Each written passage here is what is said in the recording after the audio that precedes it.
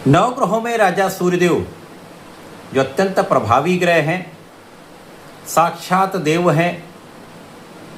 सूर्य के प्रथम आगमन के साथ ही साथ इस संपूर्ण जगत में प्रकाश का प्रवाह हो जाता है, प्राण का संचार हो जाता है। सूर्यदेव इस जगत का पालन पोषण करते हैं। सूर्यदेव राजा हैं।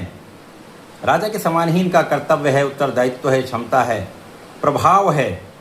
सूर्य के समक्ष समस्त ग्रहों का प्रभाव निर्बल हो जाता है। सर्वाधिक बलवान ग्रहों में से एक सूर्यदेव जो आत्मबल के कारक हैं, जो पिता के कारक हैं, जो शासन प्रशासन के कारक हैं, प्रशासनिक सेवाओं राजनीति के कारक सूर्यदेव हैं, अनुशासन के कारक सूर्यदेव हैं। तो अत्यंत प्रभावी सूर्यदेव 17 अगस्त को अपनी राशि का परिवर्तन कर रहे हैं। अब इनका परिवर्तन स्वयं की राशि सिंह राशि में होने वाला है। प्रिय दर्शकों, ज्योतिष के नियमानुसार जब भी कोई ग्रह स्वराशि में पहुंचता है तो उस ग्रह का प्रभाव कई सौ गुना बढ़ जाता है।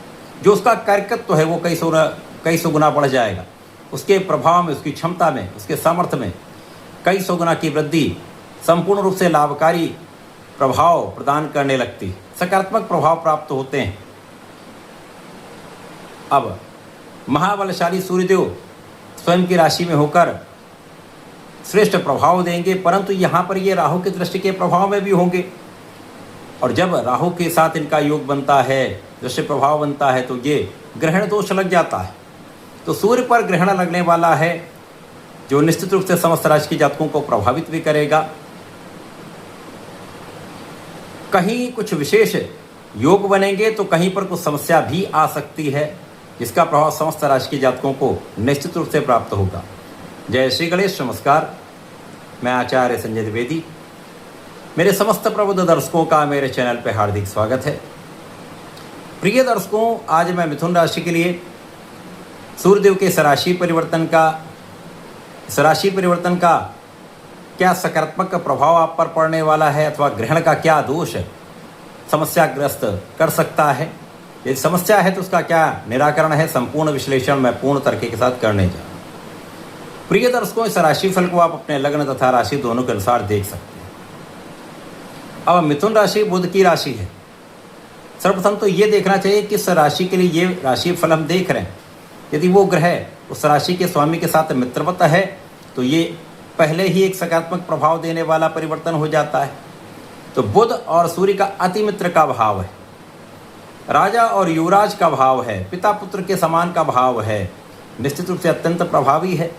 अब यहाँ पर मिथुन राशि के लिए सूर्यदेव पराक्रमेश होते हैं। पराक्रमेश सूर्यदेव का पराक्रम के भाव में ही गोचर आरंभ हो रहा है। यहाँ पर सूर्यदेव का बल विशेष होता है, परंतु राहु का ग्रहण दोष भी लगेगा। तो प्रारंभिक में 7-8 दिन, लगभग 24-25 अगस्त तक सूर्यदेव निर्बल होंगे।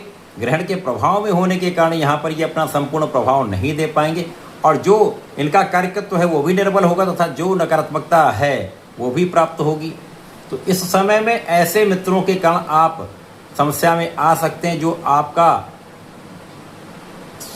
अपना स्वार्थ सिद्ध करके आपके लिए समस्या उत्पन्न कर देते हैं, या ऐसे लोग जो आपको भ्रमित करने का प्रयास करते हैं, ऐसे लोग जो आपको भय दिखाने का प्रयत्न करते हैं। ऐसे समय में निश्चित रूप से आपका आत्मबल भी कम होता है। आपके अंदर एक अज्ञात भय आ जाता है जो आपको शारीरिक रूप से, आपको मानसिक रूप से प्रताड़ित करता है। और प्रारंभ में भाग्य भी उतना साथ नहीं दे पाता है क्योंकि राहु का प्रभाव ही भाग्य भाव में है। और क्योंकि राहु के प्रबल शत्रु चंद्रमा और सूर्य मंगल हैं, जिसके कारण ये इन पर विशेष रूप से अत्यंत क्रूर प्रभाव देते हैं। परंतु बुध के लिए ये भी कारक होते हैं। तो यहाँ पर बुध की राशि के लिए इनका प्रभाव सूर्य पर तो है, तो यहाँ पर तात्कालिक रूप से जो समय प्राप्त हो रहा 7-8 दिन का, यहाँ पर समस्या होगी। आपको अच्छे मित्रों का साथ नहीं मिल पाएगा, भाई बहनों से भी कहीं ना कहीं मतभेद होगा और आपकी वाणी में कहीं ना कहीं कटुता आ सकती है, या वाणी में एक जो कठोरता है वो समस्या कर सकती है, चाहे वो आपका पारिवारिक भाव हो, चाहे वो आपका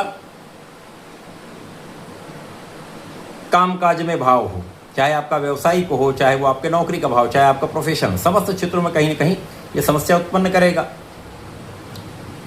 लेकिन जैसे ही सूर्यदेव बलवान होकर 7-8 पॉइंट पर पहुंचेंगे, सूर्य का बल बढ़ेगा, राहु का ग्रहण दोष न्यून होगा, तो आपको भाग्य का साथ मिलने लगेगा। और जब भाग्य का साथ प्राप्त होने लगता है और साथ ही साथ आपके आत्मबल में वृद्धि हो जाती है, आपका बुद्धि बल श्रेष्ठ हो जाता है, आपकी निर्णय की क्षमता बहुत अच्छी हो जाती है, तो निश्चित रूप से यहाँ से आप में परिवर्तन आरंभ हो जाता है। यहाँ से जब सूर्यदेव का प्रभाव बढ़ने लगेगा तो आपका परिश्रम बढ़ने लगेगा। और परिश्रम भी आप सोच विचार कर करने वाले हैं, सही दिशा में करने वाले हैं। और जब आप सही दिशा में लक्ष्य को निर्धारित करके कोई कार्य करते हैं तो वहाँ पर आपको सफलता भी मिलती है। यद्यपि यहाँ पर एक बार में आपको पूर्ण सफलता मिल जाए ऐसा संभव नहीं होगा, निरंतर प्रयत्न करने होंगे। और निरंतर जब आप प्रयास करते हैं तो कोई शक्ति आपको बाधित नहीं कर सकती।